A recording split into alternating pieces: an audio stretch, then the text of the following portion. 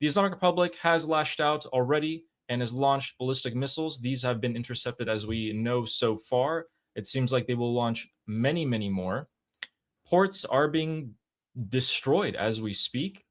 The Islamic Republic has issued a threat to Armenia, of all places, at the moment, accusing them of helping the US gather intelligence. And it looks like, in general, if our system and our cycle is true, after the US responds to the Islamic Republic's aggression, the Islamic Republic starts emptying out its missiles and drones on the Arab countries. So we'll be looking for that in the next couple of hours. We've seen an interesting statement by a senior White House official. He has said, I don't know who this is and I'm trying to find it out, but he has apparently reported to major news channels that the next strikes on Iran will be in major cities and the capital.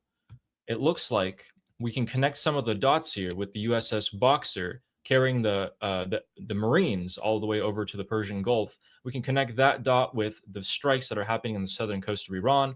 It looks like the US military is opening up its options for itself on a potential ground invasion, or at least the threat of it.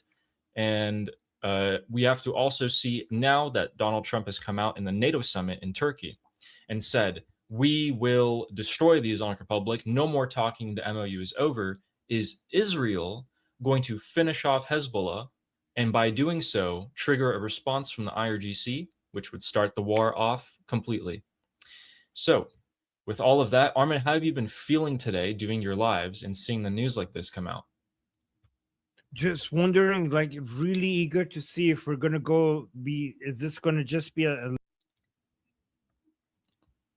is Oh this no. gonna be just basically a few symbolic attacks, or are we gonna go into taking out serious high level, high ranking officials from the Islamic Republic? Are we going to see infrastructure damage?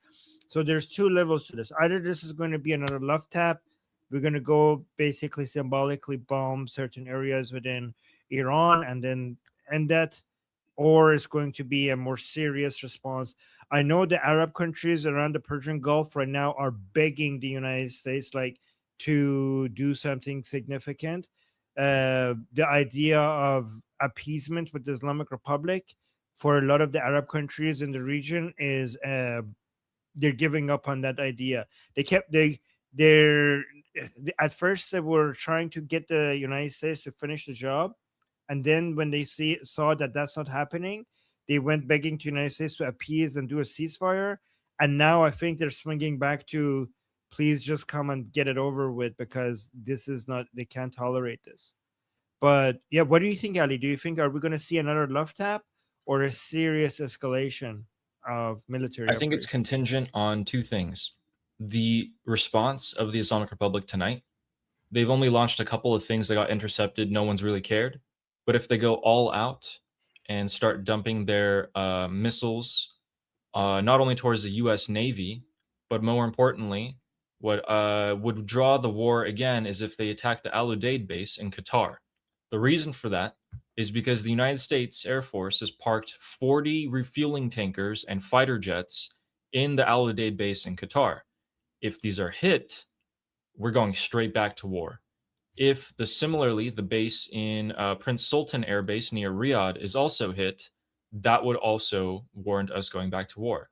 Another thing, Hezbollah.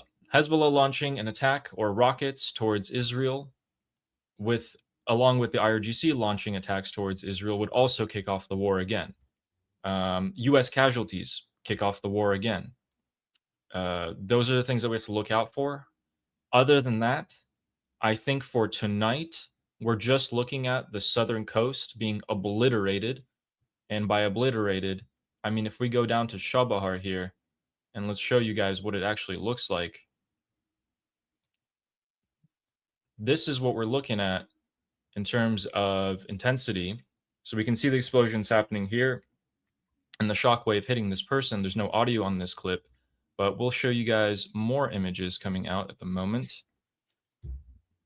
Like this one is blurred out, the south part of it, just so people don't see where the picture is taken from. And we have so many more. Okay, wow, big piece of news. Not what I would have expected, but a U.S. official has reported that Bahrain has taken part in tonight's attacks on the Islamic Republic. That is a significant piece of news, ladies and gentlemen, because Bahrain has, for the time being, only been receiving bombs and missiles and has not gone in the offensive a single time towards the Islamic Republic. We can see that perhaps more of the Persian Gulf Arab countries are joining in. They've had enough. So the only other country that significantly responded to the Islamic Republic, Saudi Arabia probably did some symbolic ones that was prearranged with the Islamic Republic, but UAE was the only one in country around the Persian Gulf, only Arab country that attacked the Islamic Republic in a significant way. And Bahrain now is joining that list. What do Bahrain and UAE have in common? They are more friendly towards Israel.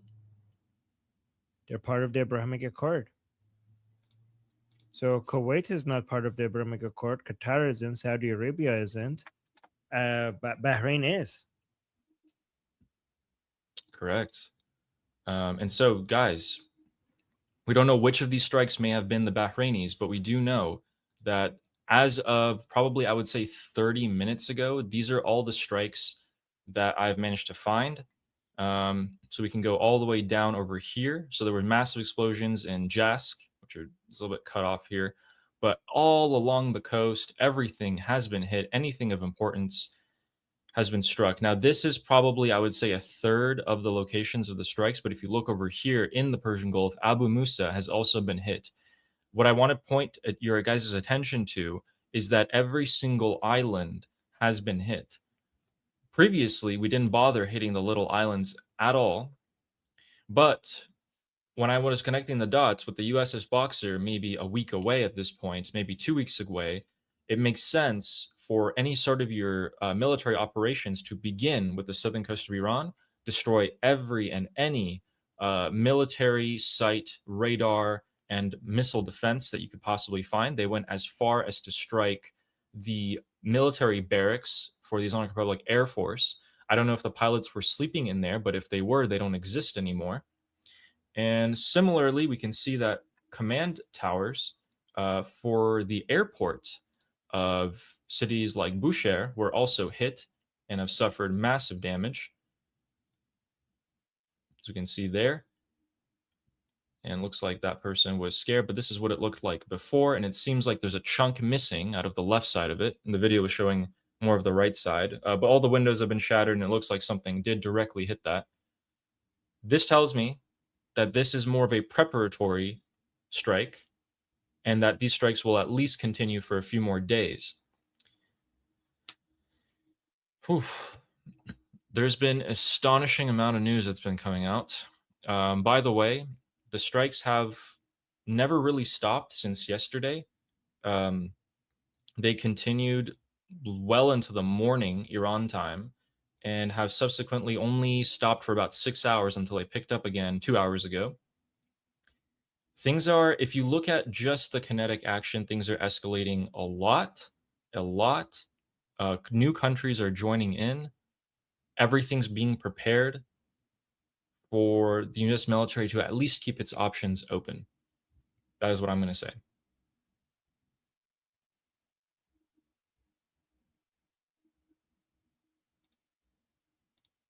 Okay, we have some more images coming out at the moment. What's your prediction for tonight? This is it. I think my stay at this level. But it's all contingent on, like, as I said, what is the response of the Islamic Republic going to be?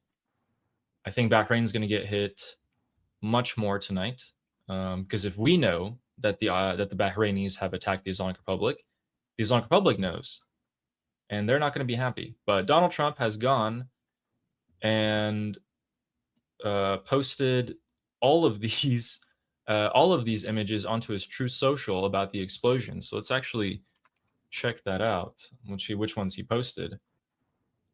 So this is Donald Trump's True Social, and Wow. here we go. As of 7 minutes ago, he's posted this. This is Chabahar.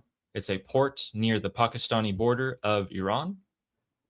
This is in retribution for yesterday's bombing of ships by Iran. If it happens again, it'll get much worse. That's the first one. Then we have that ad. Oh, yes, the other video I showed of that explosion. What else do we got? Bandar Abbas. There are massive fires across Bushehr, Bandar Abbas, Chabahar, three of the major port cities of Iran. Let's take a look at it again. I actually missed that. Yeah, these are pretty significant explosions. You can hear the noise of that. Any more? Nope. Then he goes straight to talking about gambling and citizenship. Okay. Really interesting. So I need to keep one of my eyes here on my right monitor and the left eye on you guys. But yeah, so the ceasefire is going great. This is the effect of it. I think a deal's pretty much on the table at this point, definitely. Remember, guys, the Islamic Republic and the US can't even keep a memorandum of understanding, much less start to talk about the nuclear, the ballistic missiles, disarming the proxies. We're never getting to that point, ever.